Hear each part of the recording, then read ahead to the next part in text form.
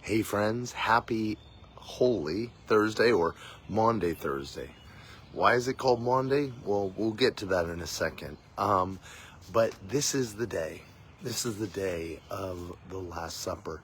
And if you've been on this journey through Holy Week, through the Holy Week scriptures, you perhaps have seen that these devotionals are a little bit different. I'm not trying to do all the heavy lifting for you. I'm trying to lift you into the scriptures so that you can go into the scriptures yourself. There's a powerful thing of taking the time, slowing down, and going through these passages for ourselves. And so my heart is to help you.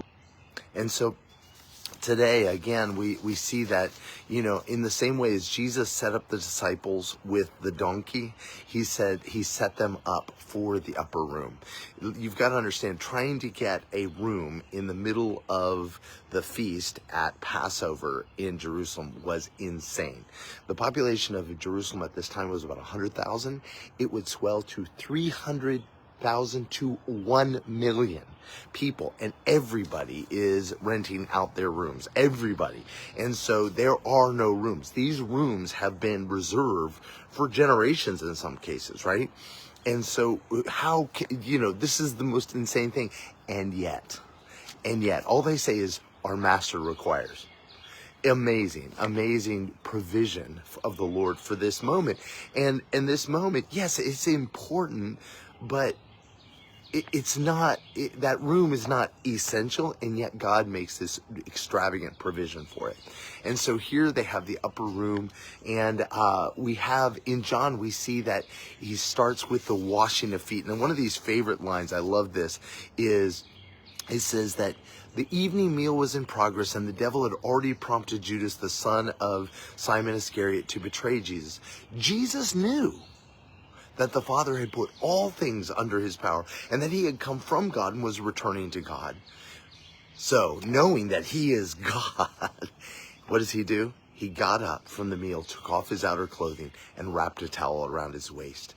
Took the form of a servant, actually made himself vulnerable. It was the first step of vulnerability that would be revealed in his naked, broken body on the cross. This is our God. This is what love looks like. And in fact, that is the message of Maundy Thursday. We see the betrayal. Jesus gives Judas, I really believe, one last chance to turn. The final judgment on sin is bringing it into the light and saying, I see it. Do you see it? And giving a person a chance to either choose to believe who God says they are or to believe what their sin says they are. And Judas believes his sin, and he betrays Jesus. And that then leads into communion. In Matthew, Mark, and Luke, it's communion is the thing. John breaks it out with what's called the Olivet Discourse. It's John 13:31 through the end of chapter 17. Probably the richest passage of scripture in the entire Bible. And this is where we get the term Maundy Thursday, because in John 13:34, he says, and this commandment I give to you, as I have loved you, you should love one another. Love, this is what love is. This is that I lay down my life, right? So Maundy Thursday, he said, the new commandment, the new rule, the new covenant is made in my blood, as we see in communion. But that new covenant has a new command. And the core of that new covenant is love. And that's what the entire rest of 13 through 17 in John is all about. And he says, what is love? Love is what makes possible. It is what is the goal. It is that we may be one, even as I and the Father are one. You may be one, and I and you and me. And that is what we are invited into. That is the whole point of the cross. That's what he's trying to say. What's about to go down is worth it. Right? For the joy set before him, he endured the cross. And that's what we're seeing. And so if you have some time to dive into that 13:31 through the end of chapter 17 in John, I'd really encourage you to do it, because this is the meat. This is the point. This is what makes all the Gospels and everything make sense.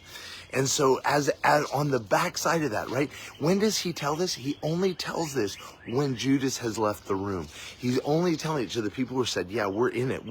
And I don't know about you, but it's so encouraging. The disciples had no clue, right? Even though Jesus had been saying, I'm going to die, I'm going to die, I'm going to die. They still had no clue. And yet they were with him to the end. We don't have to have full understanding to be able to trust. We don't have to have full understanding to have faith and to walk and to follow with Jesus. And so then Jesus, on the backside of this, he says, come, let us go. He goes, I love, there's a line, oh gosh, in Mark, he says, come, let us go. It's kind of like go to the battle. He's going to the battle in Gethsemane, and there the battle is.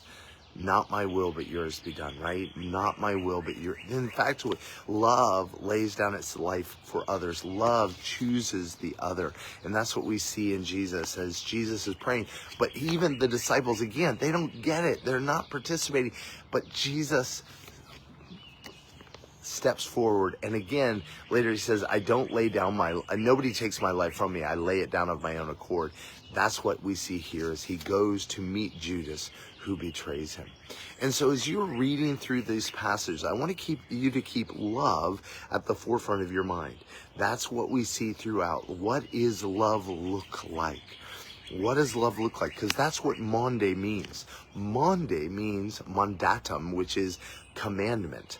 This is Commandment Thursday. What is the commandment? This is the new commandment I give you. Love one another as I have loved you. And so as we lean into, as Jesus is moving to the cross tomorrow, what are we leaning into? What does love look like? This is love. This is not a tragedy. This is a heroic act of love. And and we are leaning into He who is love to discover what love looks like for us in our lives today. So I just want to encourage you again, if you need these scriptures, we're emailing them out to folks who want that. Just give us your email. Many of you are joining us with that. But I want to encourage you, just dive into John today, particularly. We love you guys. Take care.